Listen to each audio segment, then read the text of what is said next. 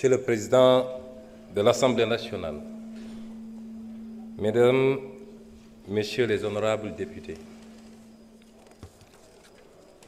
Mesdames, Messieurs les ministres et secrétaires d'État,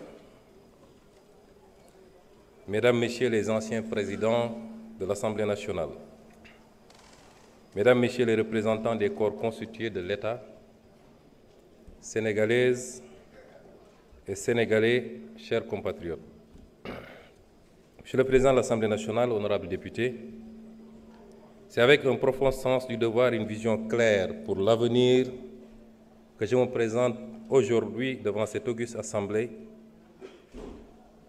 À cet effet, je prends la parole humble face à l'immensité de la tâche à accomplir. À travers votre institution, je partage avec les 18 millions de Sénégalaises et Sénégalais vivant dans les villes, dans les campagnes et de la diaspora, la politique générale du gouvernement pour les 5 prochaines années, adossée à une doctrine et des principes de rupture systémique pour les 25 prochaines années. En cette année 2024, les Sénégalais ont montré à 2 reprises à la face du monde que nous sommes un grand peuple, une grande démocratie. Beaucoup ont douté, mais les Sénégalais dans leur majorité ne l'ont jamais fait. Nous avons regardé l'avenir parce qu'il était synonyme d'espoir. Nous avons affronté les épreuves pour avancer. Avancer pour ne jamais sombrer. Notre nation ne s'est pas laissée perdre par le doute, parce que nous sommes un grand peuple animé d'une foi inébranlable et poursuivant un but commun par l'apport de tous. Et ce but, c'est la construction d'un grand pays qui compte dans le concert des nations. Alors, n'ayons pas peur de questionner nos certitudes. N'ayons pas surtout peur du changement.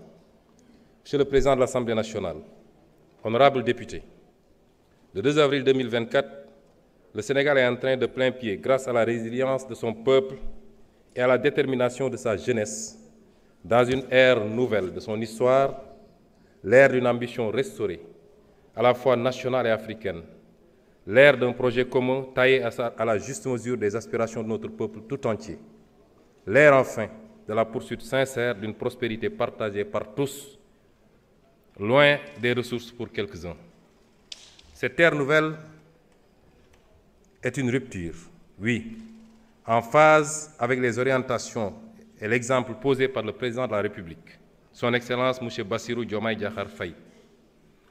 Il échoit à toute la nation sénégalaise de rompre de manière ferme et résolue avec certaines façons de penser et de voir notre cher pays, ainsi qu'un bon nombre de pratiques établies. Cela va sans dire, cette rupture impérieuse s'applique au premier chef au gouvernement d'alternative démocratique éclatante dont j'ai l'honneur et le redoutable privilège d'être le Premier ministre. Je viens dès lors partager avec vous les principes, l'ambition et les orientations stratégiques du nouveau gouvernement, afin que nul n'ignore ce que nous voulons faire pour le Sénégal et comment nous le ferons. Le peuple sénégalais a voté de façon nette et massive pour le projet d'un Sénégal souverain, juste et prospère. Pour bâtir ce Sénégal du projet, il est impératif d'opérer une rupture d'une profondeur et d'une portée jamais vue dans notre pays. Jamais vue depuis notre accession à l'indépendance il y a 64 ans. En partant de la courbe plongeante de notre histoire.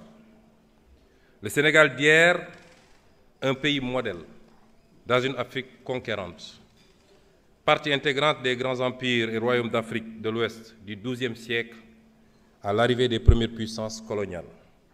Un pays de résistants, dont les populations ont su maintenir leur dignité, leur culture et leurs principes forts de savoir-être aux heures les plus sombres des razzias et de la colonisation, y compris au prix du sang et du sacrifice anonyme de leur vie. Ce fut le cas lors de ce grave mardi de Nder, où les femmes sénégalaises, par dizaines, ont préféré la mort à l'esclavage et au déshonneur. Ou ce jour tristement célèbre du 1er décembre 1944 à Thiaroye, où des hommes sénégalais, avec leurs frères africains, ont par dizaines préféré la mort à l'injustice et au déshonneur.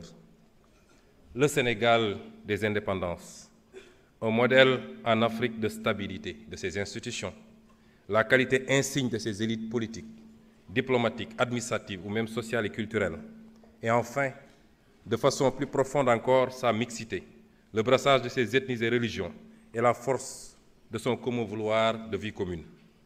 Le Sénégal d'aujourd'hui, un modèle en panne dans une Afrique sacrifiée, un modèle de développement arrêté.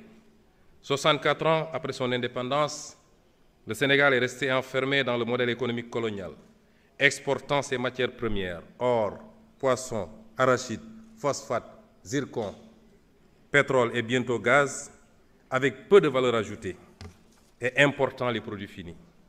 L'énorme déficit de la balance commerciale de l'ordre de 5 300 milliards en 2023, presque 30% du PIB, qui se creuse d'année en année, montre combien notre économie est aujourd'hui peu compétitive. Cela s'est traduit par une croissance trop faible et trop fragile. La croissance annuelle moyenne de 1960 à 2023 a été seulement de 3,1%, face à une population qui a augmenté en moyenne de 2,7% par année. Le revenu réel par habitant n'a jamais décollé, et les Sénégalais sont aujourd'hui quasiment au même niveau de revenus qu'au moment de l'indépendance, voire plus pauvres, si l'on tient compte de toutes les richesses qui s'expatrient avec les revenus des investissements des groupes étrangers. Cette faible croissance est par ailleurs concentrée sur quelques zones du territoire, notamment le triangle Dakar-Thiès-Mbour.